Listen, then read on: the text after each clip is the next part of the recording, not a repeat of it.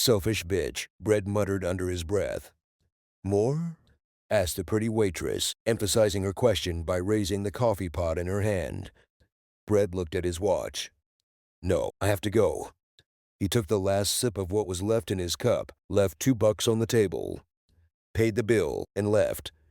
He had an appointment with Terry, his soon-to-be ex-wife, a selfish bitch. He could not believe that she considered herself entitled to lay claim to the Continental. It took him more than 2 years to restore it. Sure, she helped a little, but that car was his from the moment he saw it. This was his child, his pride and joy, and now she wanted to take her away from him. Selfish bitch. When he pulled up to his old home, he was a little surprised to see that she hadn't put the house up for sale yet. They didn't live there long enough to accumulate any real capital. Maybe 10 or 15,000. But neither of them wanted to continue living there, so they decided to sell the house and split the profits. Everything was very civilized. In fact, Brett and Terry's divorce was about as civil as it gets, except for the car. It was a 1960 Continental Mark Fade town car. Brett saw it in the backyard of an old farmhouse while driving through Indiana one day. It was exactly the same as the one his father had when he was a child. He didn't usually like classic cars, but there was something about this car. Brett stopped to talk to the farmer. He told the white-haired old man in overalls and a bib that he would be happy to remove this old car from the site for free. But the farmer was not stupid. He knew full well that the car was worth several $1,000s, even in the condition in which it was. They conferred and finally came to a figure they both agreed on. But before Brett could spend that kind of money, he would have to talk to his wife. Nothing, but I can learn, he replied. They discussed it for several days, but Terry was not convinced. It was a lot of money, but if he lost interest in the old car, what then? Will they be able to sell it and get their money back, or will it just sit rusting in a farmer's backyard? Brett had already done some research and assured her that there was no way they were going to lose the money. Even if he doesn't do anything about it, he can sell the car in its current condition for more than they paid. In the end, it was her husband's enthusiasm that was the deciding factor. With his wife's blessing, Brett arranged for the car to be delivered. A week later, when Terry saw her being unloaded from the ship, she began to have doubts. But it was too late. They were the proud owners of an old rusty pile of scrap metal.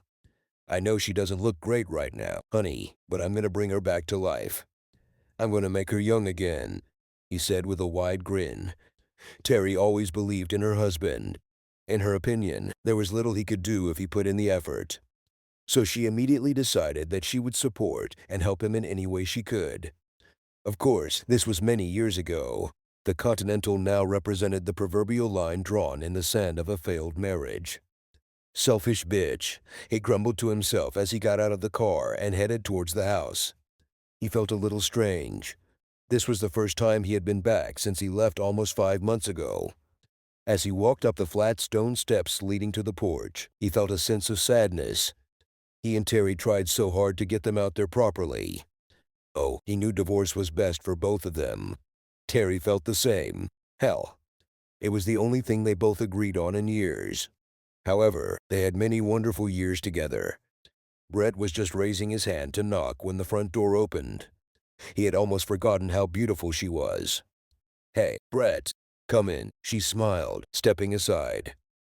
For a brief moment, he forgot why he was there. A grin began to break free until he suddenly remembered the car. He immediately went on the offensive. Terry, I can't believe you think you have a right to the Continental. What the hell would you do with it if you had it? I'd... Wait, Brett, she interrupted. Let's talk about this over a cup of coffee.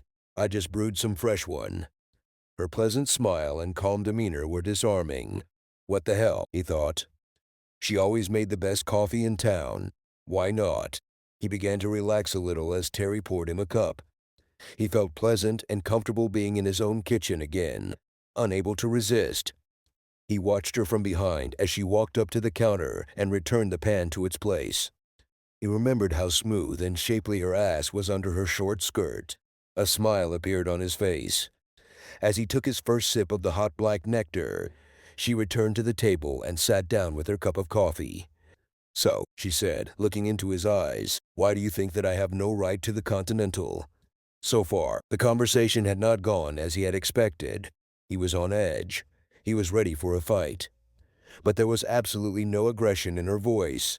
He thought they would be yelling at each other by now, but then, they never yelled at each other. Even when they decided to divorce, the conversations were civil and tactful. But even then, she never talked about taking his car. Brett studied her expression. She was always difficult to understand, but she seemed ready to negotiate. Maybe she'll listen to reason. Maybe there won't be any fight. He will simply present his case logically. When he's finished, she'll come to the only rational conclusion. The car belongs to him. "Terry, if you remember, I was the one who bought this car. I did all the work on it. I—" "Wait a minute," she interrupted again. "The money for this car was taken from her savings. I put as much money into this account as you do. I'd say we split the cost of the car, right?" She was right. They both put the same amount of money into a savings account every month. But still, he did all the work. "And what do you mean, you did all the work?" She continued. "You did most of the physical work, yes, but who spent hour after hour on the computer looking for all the details? This must mean something. Damn, he thought, another point in her favor. Things really weren't going the way he expected. She wasn't done yet, either. I even sometimes help with the car. Not very often," he interjected, deciding that he had earned one point for himself. "Maybe not. We both know that I'm not a mechanic, and a lot of this was too difficult for me. I simply did not have the strength to help, but even then I was next to you, providing you with moral support." He had to admit that she really did. "How many times have I massaged your neck and shoulders when you were upset or kissed your finger when a wrench slipped?"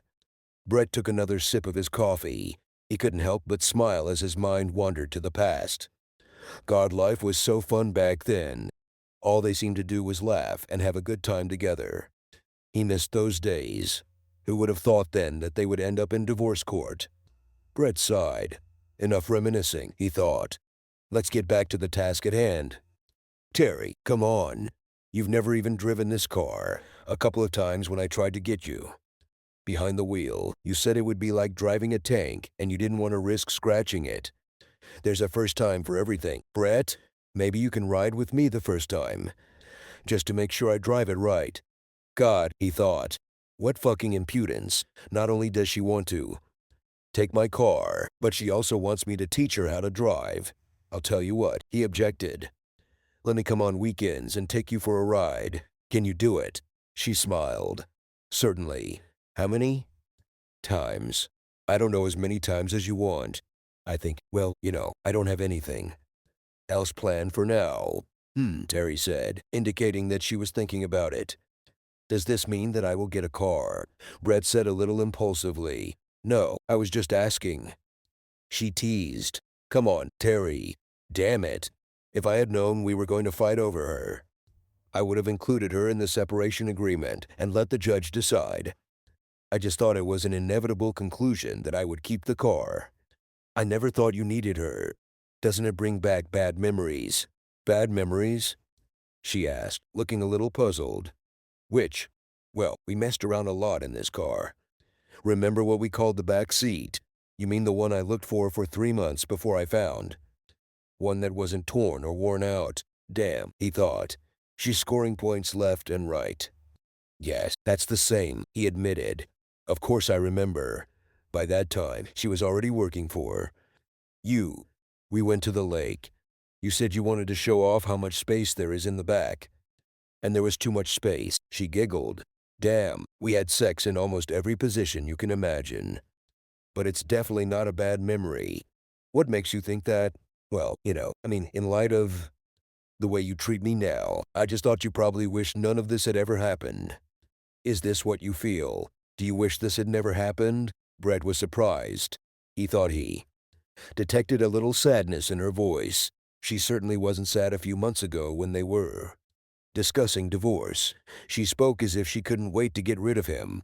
"No, honestly, those were some of the happiest days of my life. But then I don't understand, Brett, why these were happy. Memories for you and not for me, she asked. Well, I don't know. I guess probably because I know that you treat me differently than I treat you. I mean, it's clear. Maybe we should talk about this before the divorce is final. What do you feel about me? Brett really didn't want to go into detail. He was confused. He didn't want to admit that.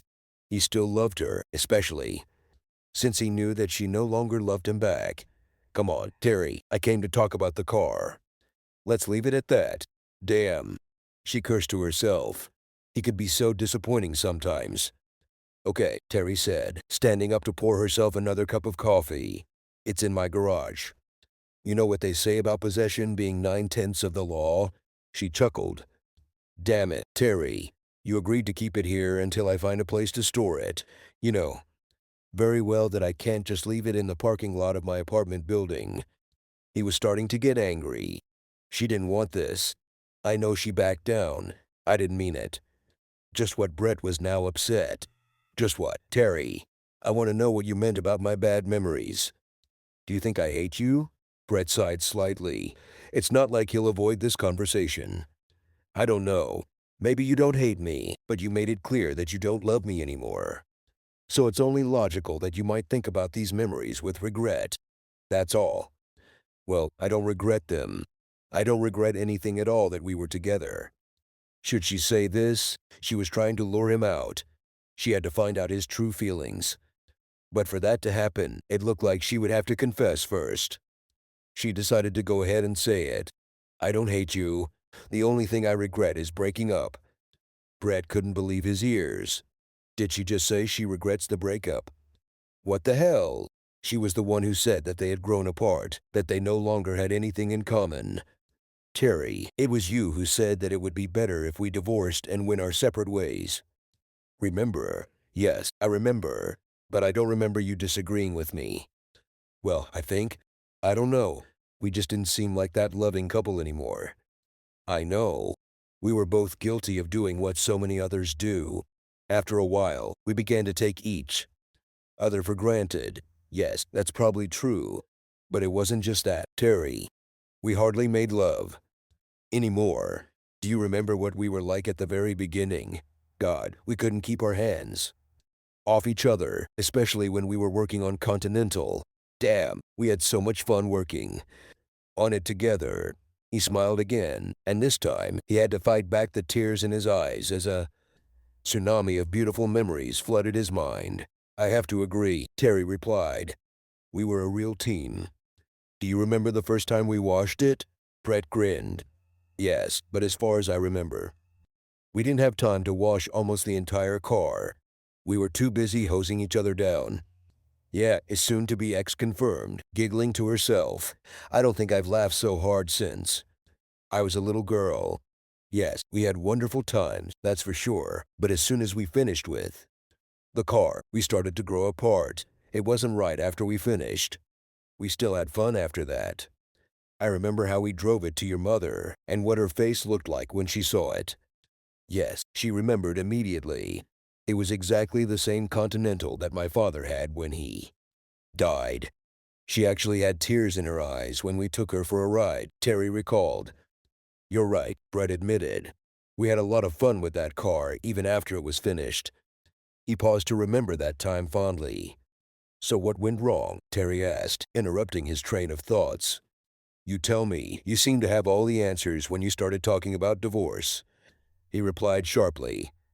Brett, I was just expressing what we were both thinking at the time. Come on, neither of us really worked on our marriage.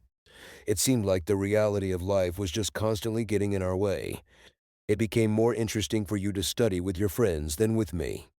Terry, the only reason I spent so much time with them was because you stopped by Audrey's every chance you got. I got tired of sitting at home alone and started dating. Guys, what did you expect? I'm not sure, she replied. I knew we had problems, but I didn't know what to do. I started going to Audrey constantly so as not to think that our marriage was in danger. This was my refuge. It seemed to me that you were losing interest in me, as well as in marriage. I always thought it was because you stopped loving me. We began to make love less and less. Often, and when we did, we no longer felt the same passion. Terry thought about her words. Yes, I really remember that making love did not give me such delight as at the beginning. I don't know exactly why, but I know it wasn't because I didn't love you anymore. It just seemed old, routine, like we were doing it because that's what married people were supposed to do. But neither of us had the same carnal desires for each other that we had in the beginning. We had to find a way to spice it up a little, keep it fresh. So why didn't we do this? Brett asked. Good question.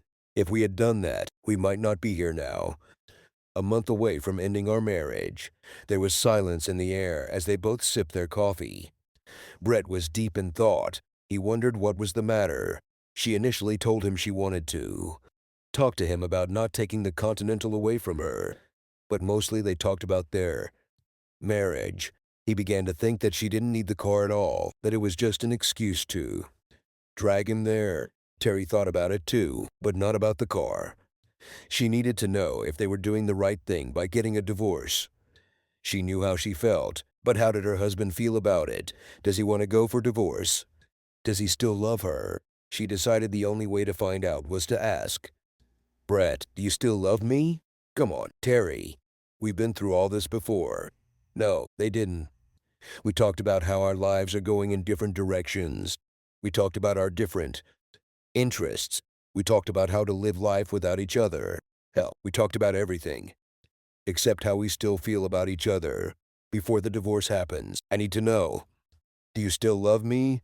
After deciding to divorce, Brett spent many nights sitting in his apartment, grieving for his lost love. In just a few years, she and Terry had gone from being a loving married couple to two people living separate lives in the same house. They rarely quarreled, but there was no spark left. One evening, Terry started talking about divorce. She said she thought it was time for them both to move on with their lives. He agreed then, but has since realized that he made a terrible mistake. He missed her like hell. He still loved her, but it was too late. The divorce was soon to become final. She already had a few dates that he knew about, maybe more. She had already moved on. So what should he do? Embarrass himself by admitting that he still loves her? Would he really put himself down to please her? Was this really the price he had to pay to get his car? Damn it, he was always honest with her before the divorce. Should he be less honest with her now? Terry, I sometimes think that, well, maybe we're making a mistake, but I know how you feel. So, damn it, Brett, stop telling me how I feel. It's obvious from our conversation that you have no idea how I feel, she stated categorically. Oh, really? Okay then. How do you feel about I love you? These words almost took his breath away. For the first time in a long time, his heart seemed to skip a beat. Do you love me? He repeated with a smile. Yes, Brett, I still love you. But you're dating. People say you're moving on. You, who? What people? Are you spying on me? No. Well, people. People we both know. Friends. You know, they told me that you were dating, that you were already looking for someone new. They advised me to do the same. Terry sighed in disappointment at their friends. Why do people always need to interfere in the affairs of others? Why did she have to run to him with everything she did? I dated a little. Yes, very little. I went on 3 dates with 3 different guys. She saw the question on his face that she knew he wouldn't ask, but that needed to be asked. No, Brett, I didn't sleep with any of them. I won't say that I wasn't tempted, because I was. I'm sure I don't need to tell you that 5 months is a long time. And to tell you the truth, before every date I thought there was a good chance I would bring them home, but she took another sip of coffee and thought. She wanted to word her next statement so that it meant something, so that he would know she was sincere. But by the end of each date, I no longer had the desire to have sex with any of them. In fact, after the 3rd date, I realized that there was only one man I wanted in my bed. She looked into his eyes. It's you, Brett. You are the only man I want in my bed. Brett found it hard to believe his ears. He fantasized about them getting back together, but he didn't really think it would ever happen. He was sure that he had lost her forever. And then a thought struck him. Does she really mean that she wants to stay married? Or is she offering him friends with benefit situation? He needed to clear things up. Are you saying that you don't want to go through with the divorce? A wide smile spread across her face. I think we should sleep and talk about this in the morning. What do you think? She was right about one thing. 5 months is a long time. He still wasn't sure what she was suggesting. All he knew for sure was that she was offering him sex, a chance to make love to her again, and he wasn't about to turn it down. Brett followed his wife into the bedroom. Yes, she was still his wife, at least for a little while longer. He was going to make love to her as he would to his wife. As they approached the bed, he turned and looked into her eyes. There was such a desire in them that he had not seen for a long time. Together they brought their lips closer and kissed. These were not the excited, lustful kisses they shared before marriage, but the tender, loving kisses of the days when their love was at its peak. Slowly, Terry unbuttoned his shirt, and in a few moments he was naked. Brett climbed into bed and watched as the love of his life performed a seductive striptease in his honor. When he saw that she was wearing the bra and panties that he bought for her for a special occasion, he realized that all the talk about the car was just a way to lure him there, to seduce him. He felt like the first time they made love, he was beside himself with desire. As soon as she lay down next to him, he rolled over and hugged her. He held her close, kissing, caressing, and biting her face, neck, and ears with his lips. He felt her body respond to his gentle touches. Her flesh seemed to come alive with passion. It was so long ago, not just the 5 months since their breakup, but the several years leading up to it. How could they let their love fade so much? That night, they both slept more soundly than they had at any time since the word divorce had first been uttered. Brett heard the joyful singing of a bird outside his bedroom window. He opened his eyes towards the morning sun. After briefly looking at the white ceiling, he realized that he was in his own house. This was not a dream. He thought this actually happened. He looked around and saw his wife looking at him. A wide smile adorned her beautiful face. "Good morning, handsome," she whispered. "Good morning, beauty," he replied with the same wide smile. She pressed herself against him as he pulled her closer to him. "We will share the Continental," he said. What? Her heart suddenly sank. Is he still thinking about divorcing her? "Yes, I will teach you to drive a car. And you can drive it sometimes, and I will drive it sometimes." He looked back and saw the frightening expression on her face. He kissed her reassuringly. "I will teach you how to drive it. On one condition. You will never, ever mention the word divorce again. Not now or ever again." He felt the tension in her body disappear. "You got it, big boy," she promised. "Okay, first thing tomorrow, I'll call the lawyer and tell him that everything is canceled." That Sunday, they had enough time after making love to pick up his clothes. That evening, they both renewed their vows. They held hands, looked into each other's eyes, and swore loyalty, love, honor, and respect. They vowed to never take each other for granted again, and to work on their marriage every day. They both knew how close they had come to losing what was most precious to them, and they were determined to never let that happen again. On Monday, Terry was going to lunch with her best friend Audrey. Audrey was glad to see a smile on her friend's face for the first time in months. "Judging by the smile, your little trick with the car worked," she asked joyfully. "Like a talisman," Terry answered, sitting down in the chair. "What did he say?" "That he loves me," she answered. "Today, he will call the lawyer and stop the divorce."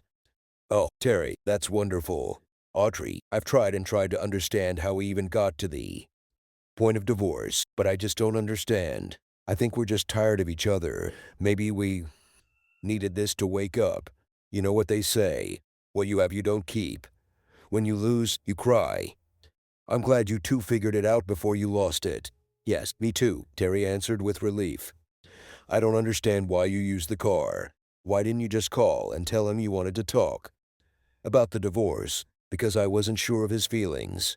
I didn't know if he still loved me or not. If I called and said I wanted to discuss divorce, he might just brush me off, and I wanted to talk to him in person. I knew the best way to make sure he would come was to threaten him with keeping the car. Well, I couldn't be happier for you, Terry. Thank you, Audrey. But tell me, if it didn't work out, if Brett said he wanted to continue with the divorce, would you keep the car? Are you kidding? I could never take this car away from him. It's his child. I could never hurt the person I love like that, even if he didn't love me back. Brett and Terry fulfilled their vow. They worked on their marriage every day. They organized a date night, not just once a month, but whenever they felt like it. Sometimes it was dinner and dancing or a show. Sometimes it was theater. And sometimes they just parked by the lake and made out in the back seat of the Continental. They also experimented in the bedroom. They enjoyed sex, but it was different from making love. They did that too. 3 years after their reconciliation, Brett's mother died. Both he and Terry took charge of all the funeral arrangements, and she never left his side throughout the entire ordeal. A couple of weeks after the funeral, they were cleaning up her house to sell it. Terry was going through this papers, receipts, and old documents his mother had kept over the years while Brett was boxing up family heirlooms. Brett, she called from the bedroom. Please get me a registration card from the Continental. Registration card. Why? I just want to check something, she replied. A couple of minutes later, Brett handed the Continental registration card to his wife. Honey, you know how you always said that this car is similar to the one your father had? Yes, he answered, still a little embarrassed. Well, you're wrong. She doesn't look like it, she said, holding up the registration number to another piece of paper. This is the same one. Is it true? He asked about what he thought his wife had just said. Listen, honey, your mother kept the registration documents for your father's car all these years. They are identical. Brett took both papers from her hands and compared them side by side. She was right. The car numbers were the same. His knees became a little weak, and he had to sit on the bed next to his wife. You once told me that there's something about the Continental that makes you want her. I always thought it was just because it reminded you of your dad's car. But it was more than that, honey. I really think it was your father who brought you to that car. This was his way of reconnecting with you. On the way back to Illinois, they stopped at a cemetery. Remnants of flowers were still scattered across his mother's freshly dug burial site. Nearby was the old but well-kept grave of his father. Brett hugged his loving wife and spoke in awe. Look, Dad, he said, nodding toward the Continental parked just a couple of steps away. I remember how much you loved that car, and I promised to take good care of it. I hope you know how much happiness and joy she brought to Terry and me. He stopped to wipe a tear from his eye. Take care of your mother. She loved you and honored your memory until the day you were reunited. He and Terry stood facing each other. She wrapped her arms around him, laid her head on his chest, and hugged him. I love you so much, Brett. I love you too, darling, he said, gently resting his cheek on the top of her head. Subscribe to our channel so that your second chaff doesn't cheat on you, and go ahead and listen to the next story, because this story is nothing compared to the next one. If you're under 18, don't even think about listening to the next one.